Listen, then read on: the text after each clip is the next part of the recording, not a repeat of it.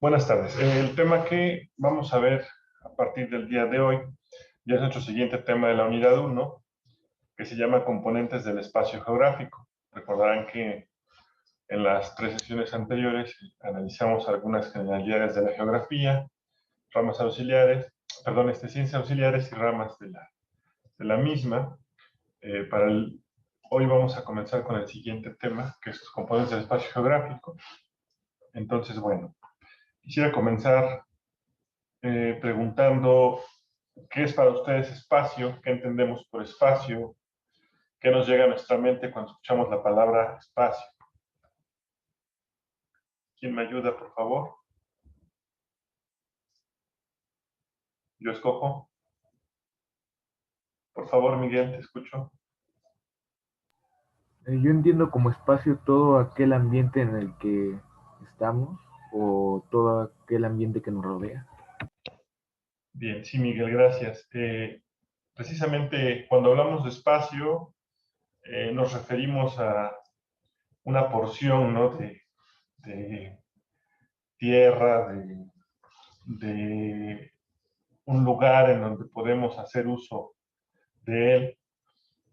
Y sí, ¿no? También el espacio está compuesto por varias cosas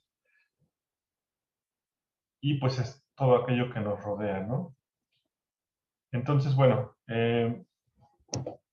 precisamente cuando nos referimos a espacio geográfico, hablamos de ello, pero en el contexto de lo que estudia la geografía o lo que le ocupa la geografía, que es todo lo que vimos durante las sesiones anteriores, ¿sí? Entonces, bien, vamos a ver cómo se compone ese espacio geográfico.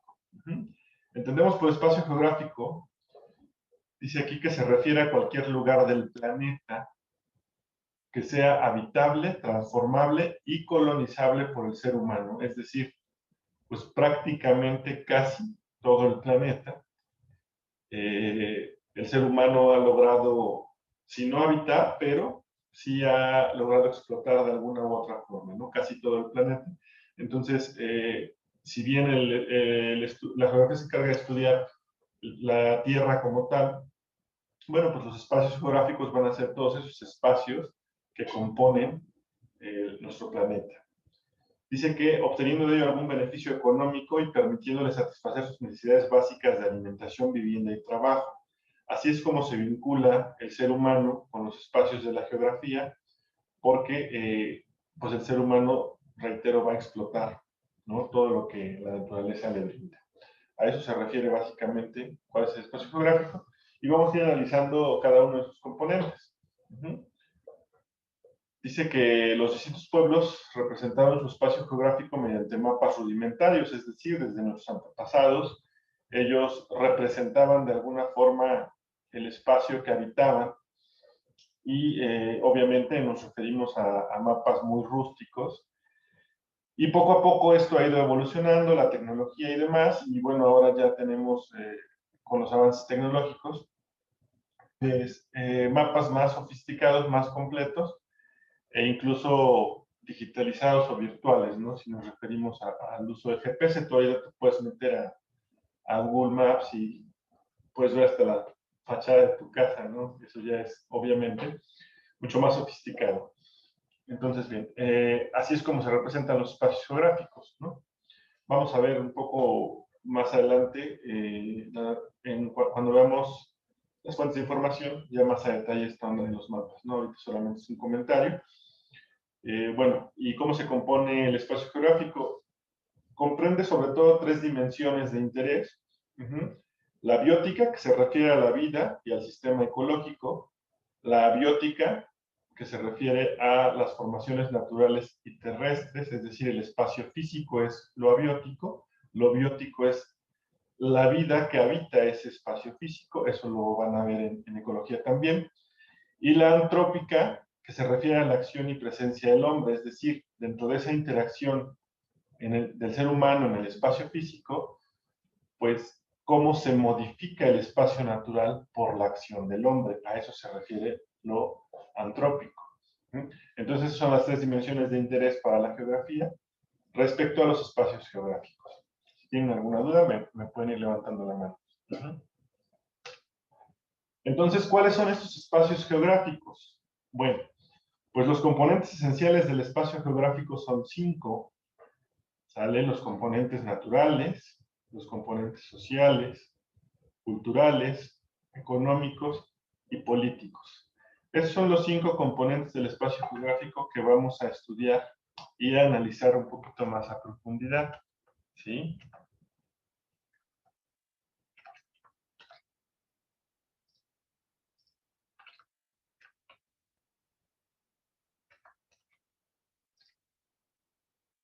Bien, entonces les decía. Vamos a ir viendo uno por uno. ¿A qué se refieren el espacio geográfico natural? Bueno, pues esto proviene, dice que de la historia natural y que inciden en los espacios geográficos de manera independiente a la presencia del hombre, es decir, existen, han existido y seguirán existiendo y su formación es por causa natural, el hombre no interviene en esto. Tal vez sufran algunas modificaciones de forma natural, pero no interviene el ser humano en estas modificaciones. Es decir, el espacio físico que ya existe por sí solo. A eso se refiere lo natural. Lo social se refiere a la distribución del ser humano en la superficie, ¿no? Es decir, los grupos de humanos que habitan ciertas áreas, a eso se refiere la parte social. Dice aquí en formas de comunidad. Bueno, las comunidades que se integran, perdón, y que viven dentro del espacio físico, a eso se refiere la parte social como espacio geográfico. El económico es en sí la explotación que hace el ser humano de los recursos naturales. Dice que es el fruto de la interrelación entre los componentes naturales y los sociales. ¿Por qué es la interrelación entre lo social y lo natural que vimos en las 2 láminas anteriores? Porque las comunidades de seres humanos explotan a la naturaleza para obtener un sustento. Por eso dice que hay una interrelación en el aspecto económico y la finalidad es obtener un sustento a sus necesidades, ¿no? Hablamos del dinero, ¿no? El dinero, pues recordemos que a través de la historia surgió la moneda como un tipo de cambio, pero al final el obtener el dinero, el trabajar, el obtener un salario, pues implica el poder subsidiar mis necesidades, ¿no? A eso se refiere. Históricamente inició de otra forma, con el trueque y demás, y bueno, ahora ya es el dinero, ¿no? Pero a eso se refiere a lo económico. Y dice ahí transformación de la materia, ¿por qué? Porque para la explotación de los recursos naturales requiere una adecuación de la materia, transformamos la materia en productos que comercializamos y bueno, así es como surge el factor económico, ¿no? ¿A qué se refiere lo político? Bueno, el espacio geográfico en lo político se refiere a la delimitación de territorios que el ser humano ha dado. Dice que son fronteras artificiales que el hombre ha dividido, en que el hombre ha dividido el mundo, es decir, la forma de distribución territorial que el hombre hacía determinado, a eso se refiere los espacios geográficos en el aspecto político, así como la manera que tienen de gobernar y establecer acuerdos y políticas que limitan el tránsito entre ellos, ¿no? También se refiere al sistema de gobierno, a los acuerdos que realizan entre países, entre estados, entre municipios, entre comunidades, entre colonias, entre vecinos, si lo quieren ir viendo de lo macro a lo micro, y las políticas que limitan el tránsito entre ellos, ¿no? Obviamente hay fronteras artificiales que no se pueden rebasar sin un documento previamente tramitado, etcétera, etcétera. Hablemos de pasaportes, visas y demás. Bueno, toda esta serie de acuerdos para respetar un territorio, a esto se refiere lo político, y pues bueno, reiterando que son fronteras artificiales que el ser humano ha ido estableciendo a través de la historia. Los culturales se refiere al modo de hacer vida que tiene cada comunidad humana.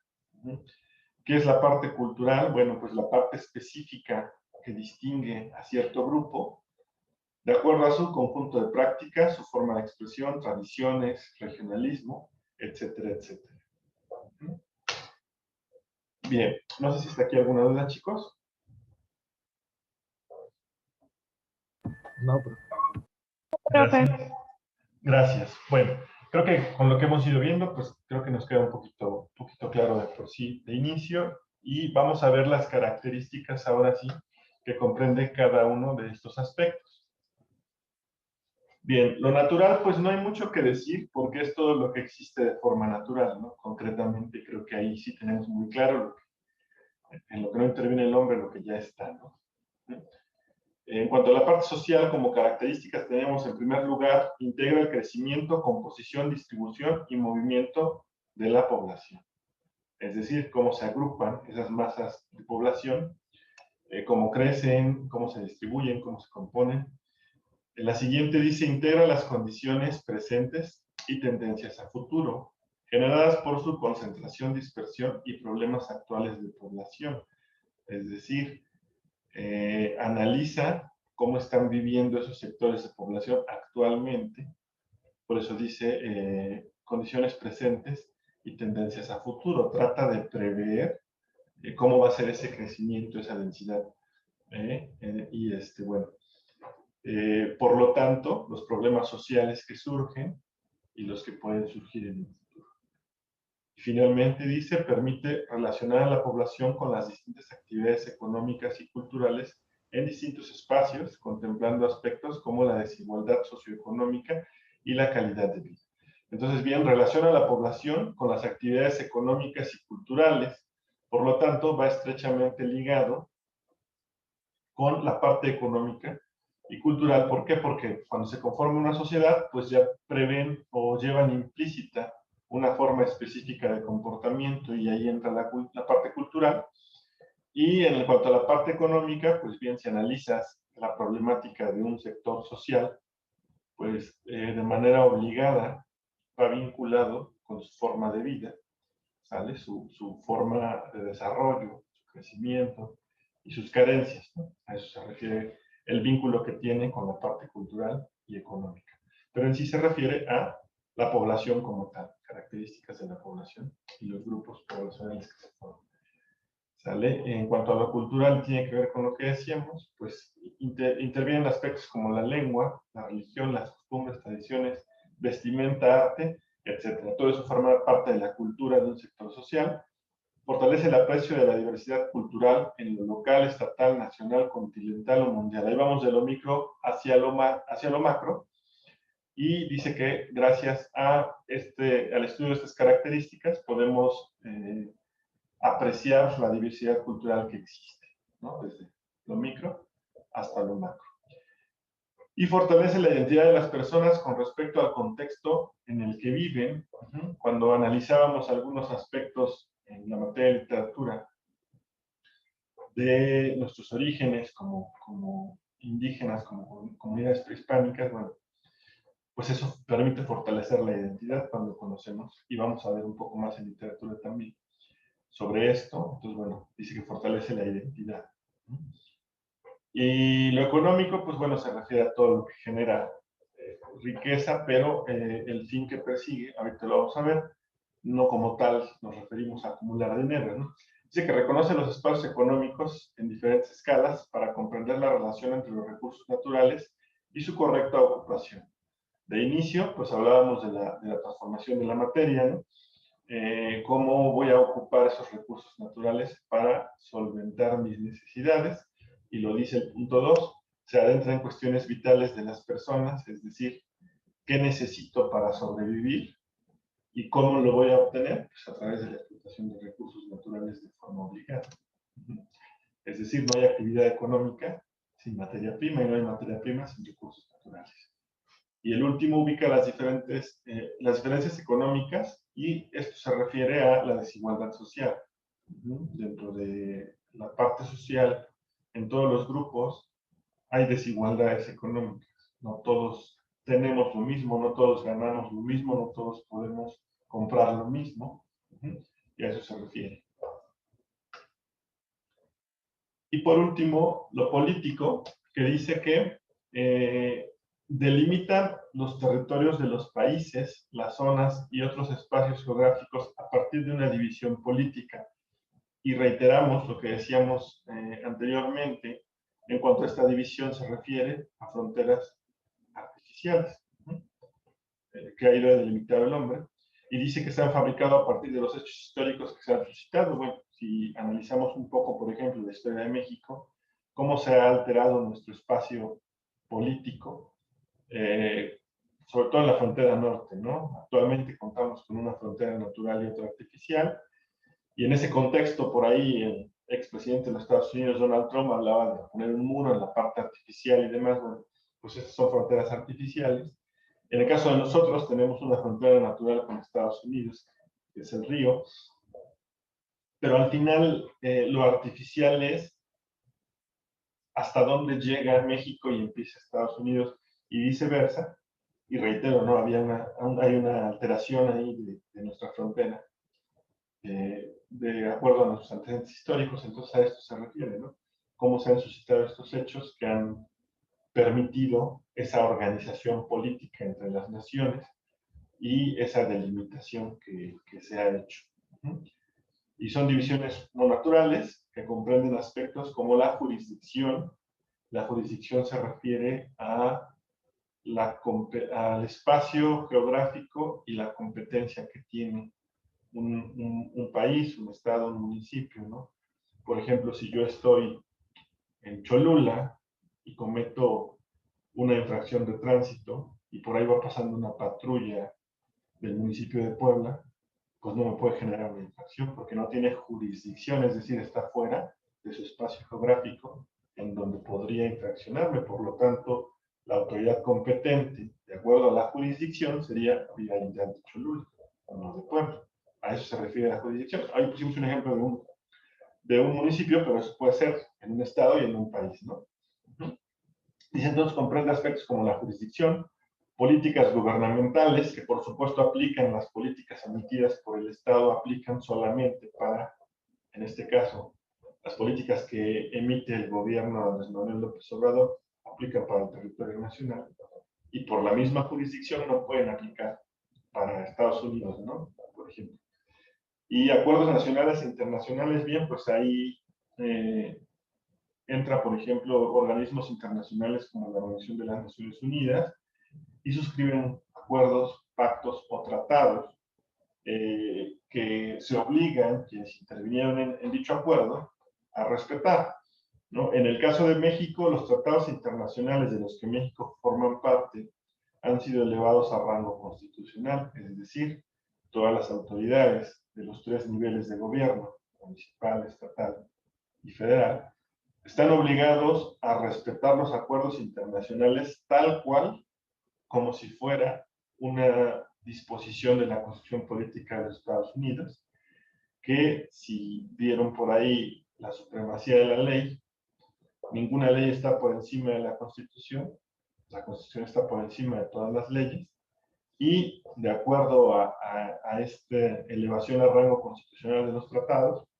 están en igualdad, ¿no? A ese grado se deben respetar los acuerdos internacionales, por lo menos aquí en México, así está legislado, entre otros aspectos, ¿no? Pero bueno, a grandes rasgos, eso es lo que compone el espacio político. No sé si alguien hasta aquí, chicos, tenga alguna duda. No, profe. Todo quedó más o menos claro. Vamos a ver en la próxima sesión algunos ejemplos de cada uno de estos espacios, solamente para dejarlo todavía un poco más claro. Y recuerden que esta semana vamos a realizar la descripción de nuestro espacio geográfico con estos 5 aspectos, para que lo vayan tomando en cuenta, ¿no? El espacio geográfico en el que vives, de forma local, micro, no tan macro, analizado por ti desde estos cinco aspectos. La próxima clase vamos a ver ejemplos, insisto, y con eso nos va a ir quedando un poquito más claro. Chicos, por hoy hasta aquí lo vamos a dejar. ¿Sale? Nos vemos en la próxima clase. Gracias por su atención. Adiós, profe. Adiós.